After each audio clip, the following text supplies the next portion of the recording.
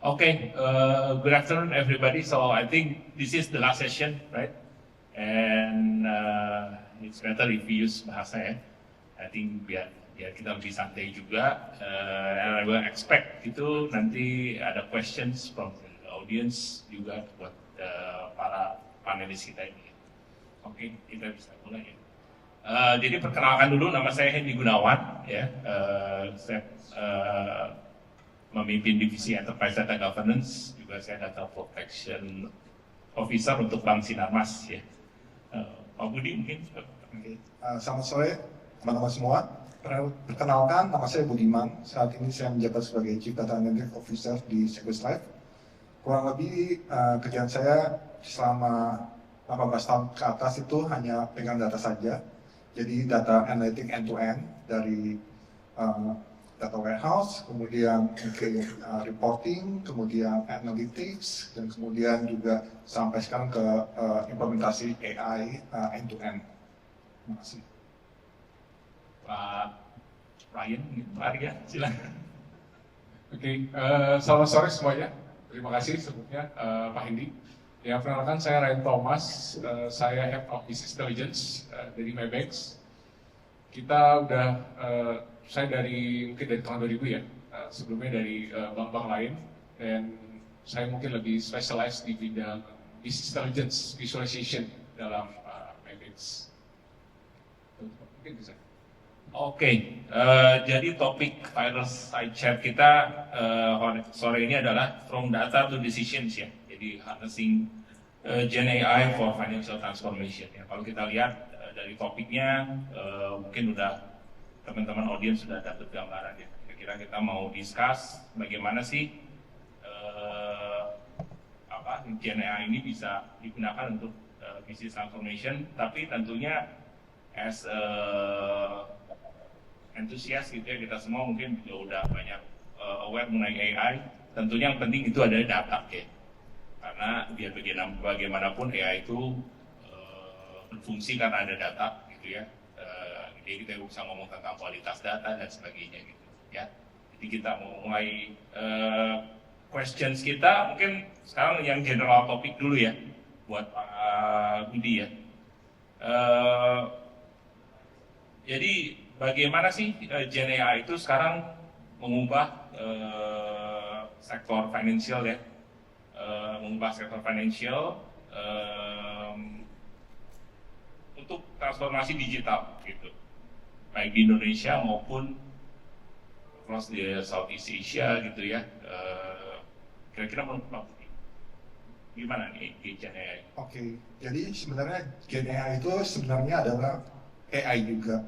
Cuma dari mungkin dari sepanjang 8 tahun saya kalau di financial industry, selama ini kita memakai yang namanya traditional AI, di mana traditional AI itu fokus kepada hal yang sifatnya predefined rules dan juga mungkin berkaitan dengan algoritma. Jadi semua serba algoritma dan serba fix gitu.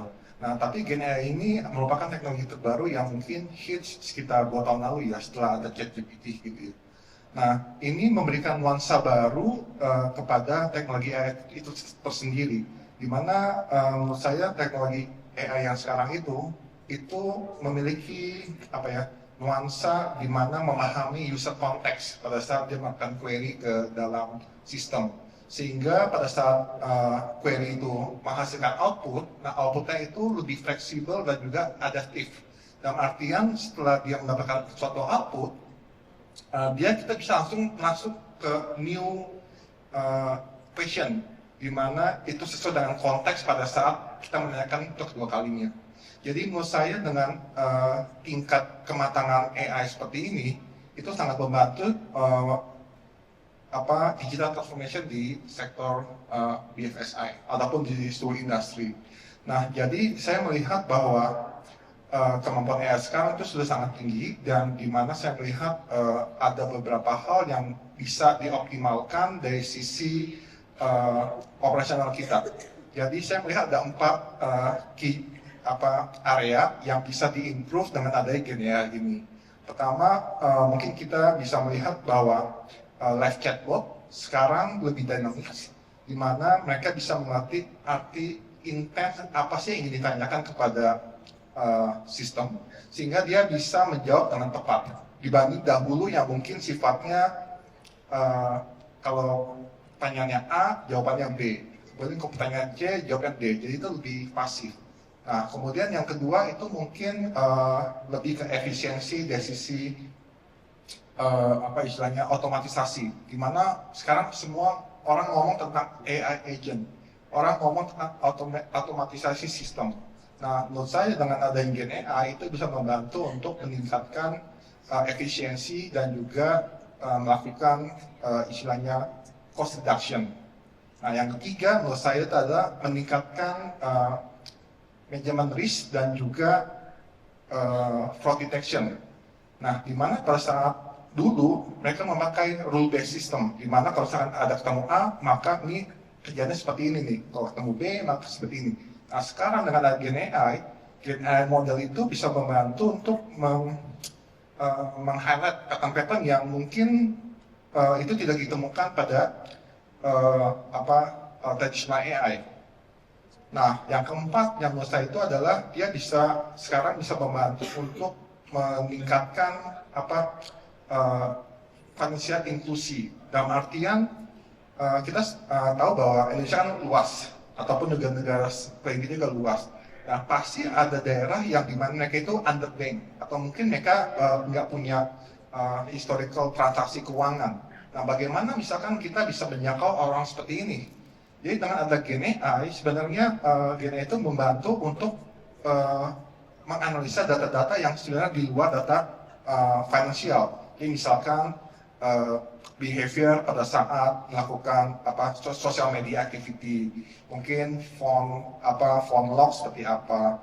Nah, kemudian apakah mereka sering berbelanja di tempat-tempat tertentu. Nah, ini bisa dipakai oleh Gen AI untuk analisa hal seperti ini, untuk memperlihatkan kredit worthiness terhadap seseorang itu. Ini menurut saya sih seperti itu, Pak. Oke, thank you Pak Budi. Jadi Gen AI itu udah banyak membantu mengenhance AI versi sebelumnya maupun juga membuat suatu terobosan yang baru ya, yang berguna untuk financial industries. Thank you Pak Budi. Mungkin Pak Ryan ya. Kalau tadi mungkin Pak Budi udah nyinggung sedikit tentang rule based segala macam ya. Mungkin boleh di-explain lebih nggak bedanya apa sih antara predictive AI dengan Gen AI gitu, dan penggunaannya di mungkin differentiate-nya juga penggunaannya di banking ya kalau di ya, oke, thank you Pak Hedi. Mungkin kita perlu tahu dulu kali ya, dalam analisis itu ada tiga tahapan yang kita tahu. Pertama dalam sisi definitif, kedua itu ada prediktif, dan ketiga itu ada diagnostik. Nah, definitif ini kan mungkin teman-teman semua udah pada paham lah ya, udah pada biasa kita pakai dalam bentuk dashboard, Excel dan sebagainya. Nah, dari Gen AI sendiri, prediction itu bisa kita katakan sebagai ini model apa yang kita mau buat kali ya. Yang dimana sebetulnya penggunaannya itu lebih ke dalam tahap seperti modeling atau untuk membantu decision making kita. Mungkin kalau saya ngambil contoh gampang, itu bisa jadi seperti churn prediction model. Yang dimana gimana caranya kita meretensi nasabah kita ini udah turun dalam arti sekitar mungkin dalam 3 bulan gitu ya, kasanya akan terus turun. Nah, dimana si churn prediction model ini yang akan nanti membantu secara decision making kita untuk menjadi lebih akurat. Kapan kita harus meretensi, kapan kita harus cross selling, kapan kita harus tadi meningkatkan usage mereka ya. Dan yang kedua yaitu adalah generative AI atau Gen AI. Nah, Gen AI sendiri mungkin kalau teman-teman udah aware, yaitu seperti tadi yang Pak Budiman sampaikan ya, seperti ChatGPT. ChatGPT ada Meta, sekarang mungkin orang sudah pada aware. Jadi generative AI itu lebih ke apa yang kita mau buat, kita bisa buat apa gitu ya. Kalau sekarang mungkin masih dalam prompting, dalam kita membuat konten dan sebagainya. Tapi menurut saya ke depannya secara long term, kedua hal ini kita udah bukan pilih jadi nanti ya. kita bukan milih kita mau pakai prediktif atau kita mau pakai si generatif AI sendiri. Tapi keduanya ini pasti akan terus berjalan, terus bersinggungan secara paralel. Yang dimana predictive models yang nanti akan membantu decision making kita secara lebih akurat, lebih cepat, dan generative AI sendiri membantu dari efisiensi kita. Efisiensi proses, pembuatan campaign, pembuatan scriptnya, sales, dan sebagainya. Nah itu semua akan dibantu oleh lewat generative AI. Itu penting dari saya. Thank you. Oke, thank you, Abian. Mungkin tadi kalau menyambung ada paralel dan masing-masing ada give our companies keuntungan-keuntungan gitu ya. Mungkin Pak Budi, kira-kira keuntungan-keuntungan dari institusi finansialnya dalam penggunaan Gen AI ini baik di customer service, untuk personalisasi maupun juga untuk efisiensi operasional itu boleh digambarin nggak? Jadi menurut saya Gen AI itu sangat membantu apabila kita setiap institusi itu ingin menerapkan Gen AI di dalam operasional dalam sehari-hari. Jadi seperti tadi saya bilang bahwa Gen AI itu mungkin dalam sisi customer service gitu ya. Jadi kalau teman-teman kosan pengen nggak telepon ke bank tiba-tiba dia tahu misalkan tentang transaksi bapak ataupun ibu ataupun juga kebiasaan. Nah kemudian sepertinya kok kenal banget nih sama si Budiman gitu ya. Segala itu dari sisi personalize, kemudian menawarkan barang juga sesuai dengan yang mungkin kita pernah beli. Nah seperti itu kan menurut saya Gen AI itu bisa membantu banget untuk menerapkan hal ini gitu. Jadi bisa sangat personalized service, terus personalized offer.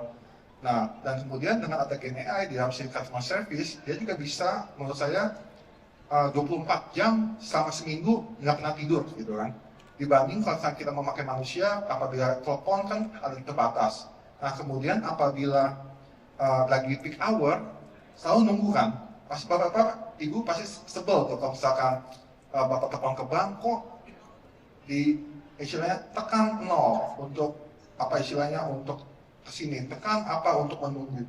Nah dengan ada Gen AI itu nggak perlu, sehingga semua yang long queue itu bisa langsung dijawab oleh Gen AI. Nah, selain itu, faster query response juga. Jadi, Gen AI itu bisa memahami intent dari orang yang ingin tanya apa. Dia langsung memberikan jawaban yang tepat.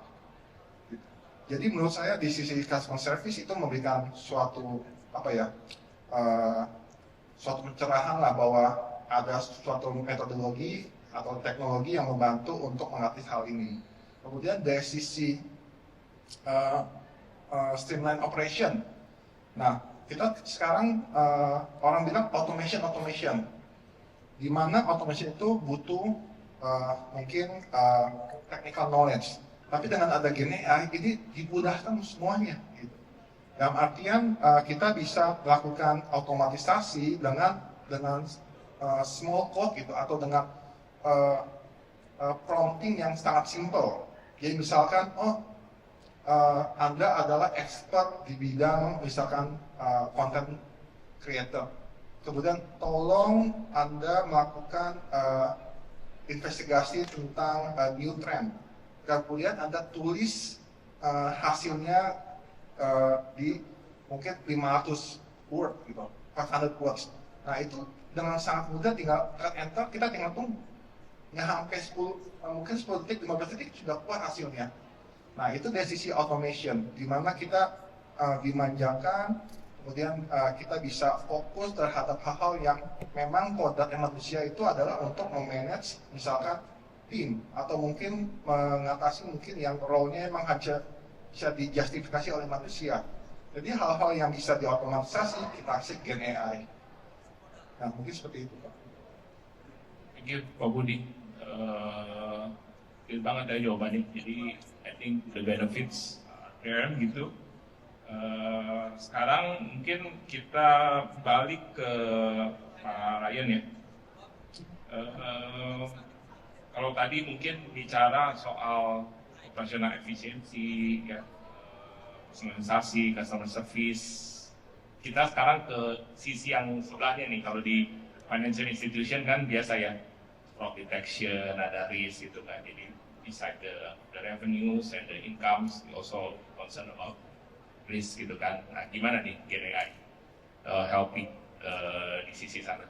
Oke, ya, pertanyaan cukup menarik ya. Dari GNI sendiri, kita bisa punya mungkin dari beberapa idenya itu dari segi credit score monitoring. Kalau sekarang, kita sekarang credit scoring, banking itu masih berpaku pada selik ya, pada selik atau mungkin punya predefined rules sendiri di dalam masing-masing banking. Nah, I think GenAI ini bisa membantu kita untuk membuat semacam predefined model untuk memberikan skor masing-masing pada setiap customer-nya. Jadi nggak cuma sekedar dari segi risk, kita tahu risk itu ada, risk itu memang sudah terlihat gitu ya dari jumlah tabungannya misalnya, dari collectability-nya dan sebagainya. Nah tapi di mana kita bisa membuat si credit score ini dan membuat si risk tadi itu bisa lebih dinamik, karena kita tahu secara transaksi customer itu begitu cepat. Nah, di sini di mana peran GenAI itu bisa membantu memproses tadi, yang dimana kalau mungkin adanya manusia itu masih butuh proses batching, bulanan, mingguan, dan harian sebagainya. And mungkin another thing dari sisi fraud detection kali ya, dari segi kita tahu sekarang mungkin masih pakai predefined rules, yang dimana kalau transaksi sekian, berada di atas sekian, lokasi yang berbeda, langsung terdetect. Atau sekarang kita masih bisa by SMS, ada SMS kalau penggunaan transaksi credit cards. Nah, why kita nggak membuat ini lebih personalized untuk masing-masing customers? Jadi, hal-hal seperti scamming, biasanya phishing gitu ya, itu kan yang nanti akan sangat berimpact kepada customer juga. Jadi kita buat fraud detection dari segi customer ini benar gak ya untuk dia melakukan transaksi tersebut dengan profilnya, dengan segmennya. Itu ya mungkin Pak dari saya. Oke, thank you Pak Aim. Nah, kalau kita ngomongin tadi ya penggunaan GenAI untuk berbagai macam ini di perbankan ya, baik itu front facing customer, untuk fraud detection dan sebagainya. Kira-kira menurut Pak Ryan infrastruktur atau talent development ataupun talent seperti apa sih yang perlu dipersiapkan gitu ya, supaya benar-benar GenAI ini bisa kita gunakan untuk financial transformation di perusahaan kita masing-masing. Oke, actually saya punya 3 aspek mungkin Pak Hendy untuk ini. Aspek pertama itu mungkin yang saya mau tekankan itu dari segi data governance. Sekarang kita tahu teknologi semakin banyak, kita bisa pakai entah ChatGPT atau kita mau pakai DeepSeek dan sebagainya. Tapi ngobrolin soal governance, nah gak semua orang tahu seberapa jauh atau seberapa kita bisa memproses data. Nah ini semua perlu kita tuangkan di dalam data governance. Jadi mungkin kalau saya gambarkan ya Pak Hedi, data governance itu kurang lebih seperti atapnya kali ya. Atapnya atau seperti tembok-temboknya. Nah, di dalam si data governance sendiri, yang dimana sudah terjadi ada SOP, kira-kira life cycle-nya seperti apa, penggunaan PII, PDP, dan sebagainya. Dan di dalamnya ini ada, kalau yang dimana aspek kedua itu adalah culture. Kita tahu teknologi kita bisa implementasi, dan tapi balik lagi siap nggak gitu ya dari teman-teman sales kita siap nggak nih secara orang-orang front office dan back office. Mungkin bisa dipersiapkan, tapi mereka semua juga perlu sama-sama mengerti dulu. Yang dimana kalau mungkin saya bisa sebutkan, yaitu adalah AI literacy ya kali ya. AI literacy sampai ke level sales. Mungkin contoh gampangnya, sales itu kadang-kadang dia biasa pakai Excel, kita tawarin dashboard. hal simpel aja kadang-kadang mereka masih balik ke Excel. Sebenarnya karena mereka nggak ngerti. Kenapa sih harus pakai dashboard gitu ya? Kan saya udah biasa, gampang gitu ya, pakai si Excel ini. Nah, AI literacy ini yang dimana membantu tadi para teman-teman untuk mengerti gimana sebetulnya AI ini bisa membantu mereka. Tadi mungkin kalau saya contohkan untuk membuat skrip nasabah yang lebih personal, membuat skrip nasabah, mungkin dia dengan background seperti ini saya tahu nih, jadi saya bisa prompting, saya minta dipersiapkan skrip, atau misalnya strategi apa yang saya bisa lakukan untuk menjual si customer ini. Dan yang terakhir mungkin dari segi data kali ya, Pak Hedi. Kita tahu data itu paling penting secara fondasi. Kalau di dalam rumah itu nanti data itu di bagian fondasinya. Nah, dari data ini juga bersinggungan tuh makanya dalam bentuk data governance-nya. Di mana kita AI ini kita bisa pakai teknologi ChatGPT di mana si data internal yang di mana harus kita manage di internal dan di mana kan kita nggak boleh gitu ya si data internal ini kita proses atau kita public ke dalam si ChatGPT. Jadi kita mesti punya boundaries yang jelas antara masing-masing aspek. Itu aja sebenarnya. Thank you. Thank you, Pak. Berarti summary tadi ada governance, ada data, ada culture ya. Ya, I think 3 important basics lah untuk semua inisiatif gitu. Kita balik ke Pak Budi. Kalau misalnya kita nih baru start journey kita gitu ya, implementasi Gen AI gitu kan, kira-kira tadi kalau kita juga udah dengar dari Pak Ryan aspek-aspek yang diperhatikan, kira-kira quick wins-nya atau project Gen AI atau inisiatif Gen AI kayak apa yang bisa untuk quick wins gitu ya? Karena kan when we start doing something kita mau bisa lihat hasil yang mudah dulu gitu. Ibaratnya kalau yang low hanging fruits sebelum kita bisa start something big gitu. Mungkin dari pengalaman Pak Budi atau bisa diceritain Pak? Oke, jadi sebelum saya jawab itu, sebenarnya quick wins itu penting gitu. Tapi yang penting lagi adalah usernya mau pakai. Nah, kadangkala teknologi sudah ada, tapi user bilang, I've been doing this for 15 years, so I don't need this kind of technology gitu. Nah, itu agak sulit tuh. Walaupun secara use case ini adalah the lowest hanging fruit, tapi in reality itu mungkin akan fail projectnya gitu. Nah, jadi menurut saya yang pertama yang harus dilakukan adalah banyak proses ke sisi manajemen, sehingga ada keputusan top-down approach bahwa kita akan melakukan use case ini gitu. Nah, once itu udah dapat kartu hijaunya, nah baru kita ngomong nih quick wins apa yang bisa kita mau lakukan gitu. Nah, dari beberapa contoh mungkin yang bisa saya simpulkan mungkin agak mudah, ya mungkin kita bisa mulai dari yang intensitasnya mungkin tinggi, sehingga pada waktu kita melakukan use case itu bisa cut off kita 80% dari effort kita gitu misalkan. Jadi saya coba pakai 80-20 rules gitu. Jadi di mana yang kalau misalkan kita menggunakan use case ini di tempat kita, maka misalkan load-nya bisa turun 80%. Nah, itu kita ambil, biasanya seperti itu. Nah, contoh misalkan kalau misalkan tempat Bapak Ibu mungkin mungkin pada saat pencarian talent misalkan sekali masuk 10.000 CV. Nah, itu tim SR kan ketar-ketir juga ya, dalam artian berapa lama saya harus menyelesaikan 10.000 CV screening-nya gitu. Nah, dengan menggunakan Gen AI, itu sebenarnya kita bisa melakukan mix and match gitu. Dengan menggunakan Gen AI, kita bilang bahwa kita membutuhkan talent A, B, C, D, ini requirement-nya, bisa programming, bisa Excel, bisa apa, kemudian 15 years experience, 5 years experience. Nah, kemudian begitu CV itu masuk, nah kita bisa dengan Gen AI, kita bisa mix and match. Nah, itu nanti akan dibantu Gen AI bahwa seberapa mirip, kemudian seberapa misalkan potensial karyawan ini mungkin bisa blend di dalam culture-nya perusahaan kita. Nah, semua itu dilakukan secara otomatis. Can you imagine 10,000 you just push one button then go home gitu. Besoknya udah langsung di shortlist ada 100 nih. Nah, next prosesnya pasti kan wawancara, which is nggak bisa pakai Gen AI lah gitu. Nah, tapi dari hasil wawancara mungkin bisa menggunakan Gen AI untuk menghasilkan bahwa this guy cocok di tempat kita gitu.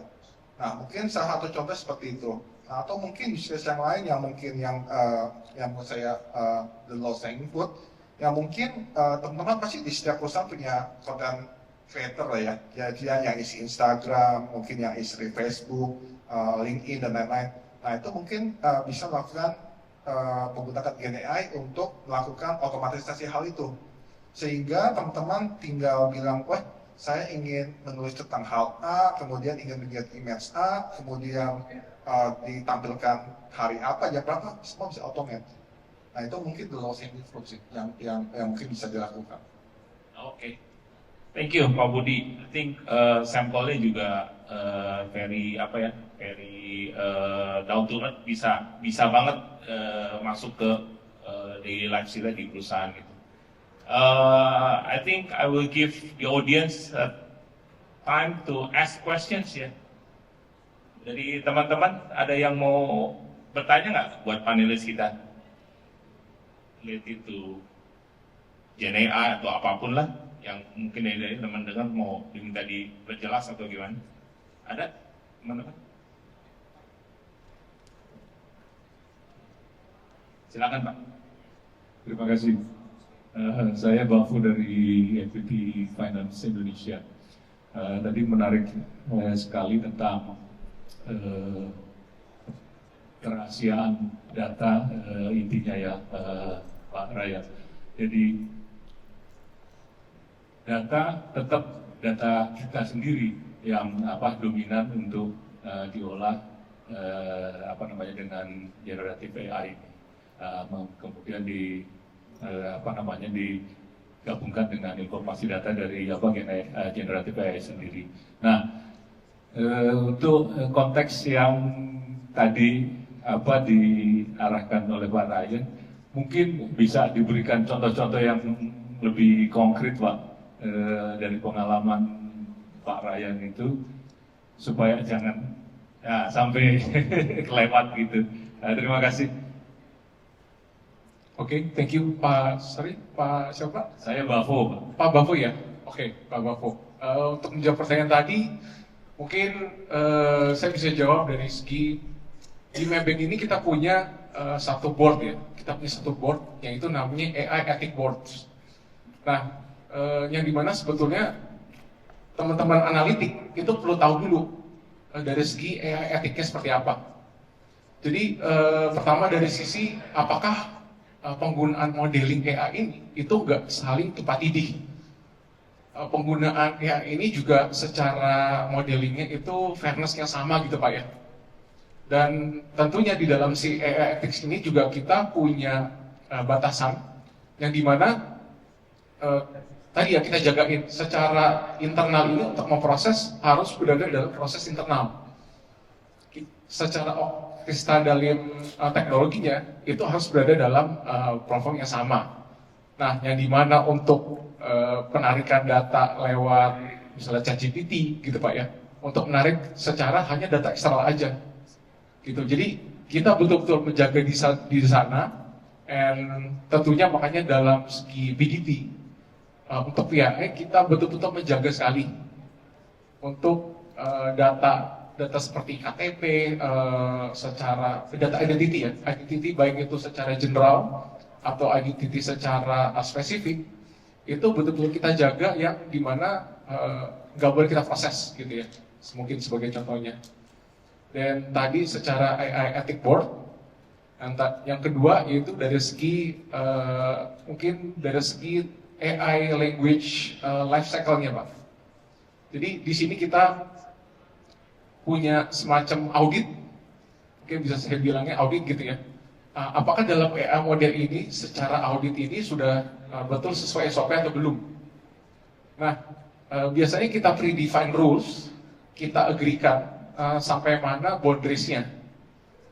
Apakah itu nomor rekening, apakah itu misalnya dari segi segmentasi umur dan sebagainya, Nah, di situ kita taruh dalam si tadi audit AI-nya, dan after that, jadi setiap AI model ini akan keluar, nah biasanya harus melewati audit itu dulu. Nah, di mana sudah terfilter apakah ada timpang tindih dari segi timpang tindih dan fairness-nya. Itu sih Pak, semoga menjawab. Oke, thank you Pak Ryan ya, Pak Bafo juga thank you. Mungkin kita juga waktunya sayangnya sudah hampir habis. Nanti mungkin kalau masih ada pertanyaan bisa kontak kedua Bapak ini untuk chat lebih jauh gitu. Jadi mungkin kalau saya simpulkan tadi Pak Budi dan Pak Ryan sudah membahas ya soal kenapa GenAI itu penting ya, bagaimana peran GenAI di financial industry sekarang gitu kan. Lalu juga ada sampel-sampelnya gimana GenAI bisa improve efisiensi, bisa improve modeling segala macam ya. Jadi itu menandakan GenAI itu bagian dari financial transformation ya. Dan terakhir tentunya salah satu foundation yang diperlukan gitu kan untuk harnessing GenAI ya, itu talent, infrastructure, culture, ya data itu sendiri, terus tidak lupa juga dari top management, dan mungkin bisa mulai start small ya, start small yang pasti harus ada buy-in dari users gitu ya. Mungkin kalau saya simpulkan dari sesi live chat kita seperti demikian. Terima kasih Pak Budi, Pak Ryan, terima kasih semuanya. Berikan tepuk tangan yang sangat meriah, Bapak dan juga Ibu. Kami memberikan kesempatan Bapak Hendy, Bapak Budi, dan juga Bapak Ryan untuk foto bersama terlebih dahulu.